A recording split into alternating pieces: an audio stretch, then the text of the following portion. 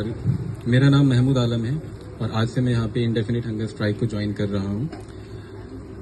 तो जब मैंने देखा कि यहाँ पे सभी साथी पिछले 4-5 दिनों से हंगर स्ट्राइक पे बैठे हुए हैं और जो डिमांड्स हैं वो उसमें ऐसी कोई भी डिमांड नहीं है जिसको कि एडमिन मानने से इनकार कर सके। सारी डिमांड्स मुझे तो अपने नज़रिए में जायज़ ही लगी। पहली डिमांड है रीइंस्टेट जेएनयू एंट्रेंस एग्ज़ाम।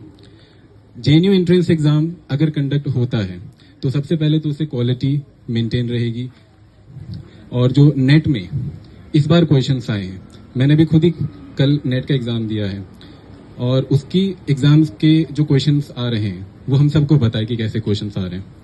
उससे क्वालिटी तो कॉम्प्रोमाइज़ हो रही है और दूसरा जिस नेट के स्कोर पे जो पीएचडी में एडमिशन्स होते हैं उससे जो परसेंटाइल्स में डिफरेंस होता है वो बहुत कम डिफरेंस होता है और सारा का सारा वेटेज इंटरव्यू पे आ जाता है और इंटरव्यू में डिस्क्रिमिनेशन होता आया है, ये सबको पता है। तो सबसे पहली जो डिमांड है रीइंस्टेट जेएनयू एंट्रेंस एग्जाम, वो मुझे तो बिल्कुल ठीक लगती है और एडमिन को ये करना पड़ेगा। दूसरी डिमांड है stop eviction of PhD scholars. जो कोविड स्टूडेंट्स से और जिस टाइम पे उनको जेएनयू में एडमिशन मिला पीएचडी में और वो अपने पीएचडी के थीसिस को अभी कंप्लीट करने के टाइम पर हैं और इस टाइम पे उनसे कहा जा रहा है कि आप अपने हॉस्टल्स को एविक्ट कर दीजिए, खाली कर दीजिए। तो ये कहाँ से एडमिन को लगता है कि वो ठीक कर रहे हैं?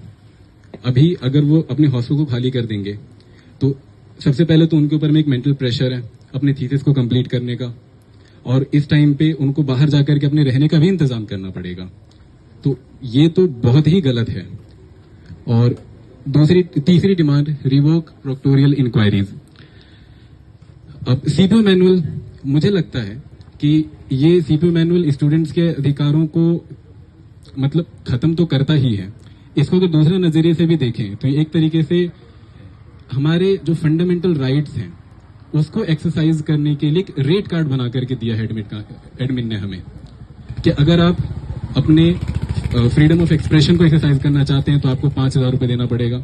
अगर आप एडमिन के 100 मीटर के रेडियस के अंदर में अगर प्रदर्शन करना चाहते हैं तो आपको 10,000 रुपए देना पड़ेगा। ये इस तरीके का व्यवस्था चल रहा है जेएनयू के अंदर में आज के टाइम पे। ये कहां से सही लगता है कि हमारे फंडामेंटल राइट्स हैं, इसको हम जब चाहे जैसे चाहे एक्सरसाइज कर सकते हैं और आप कोई नहीं होते हम सबसे पैसे मांगने वाले। और चौथी डिमांड इंक्रीज एमसीएम 5,000 करने के लिए। पिछले 10-12 सालों से अगर आप देखें तो एमसीएम वही का वही है और हमारे जो मेस बिल्स हैं वो पहले 1,500 आया करते थे, आज वो 4,000, 4,500, 5,000 तक आने लग गए। इन्फ्लेशन बढ़ता जा रहा है, उसका असर हमारे मेस बिल्स पर दिख रहा है, लेकिन हमारे एमसीएम्स नहीं बढ़ सकते।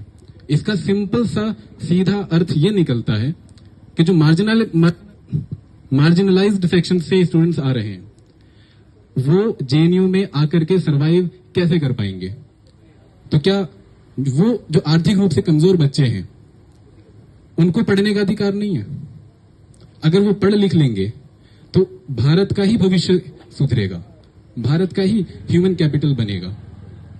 आप किस तरीके से फिर विकसित भारत की बात करते हैं? आपके विकसित भारत की कल्पना क्या है फिर? तो मुझे लगता है कि ये 4 डिमांड बहुत ही जायज है और जरूरी है और इसके लिए हम सबको एक साथ में आकर के लड़ने की जरूरत है। तो इसलिए आज से मैं इंडेफिनिट हंगर स्ट्राइक पे यहाँ पे ज्वाइन कर रहा हूँ सभी साथियों के साथ में। जय भीम, लाल सलाम।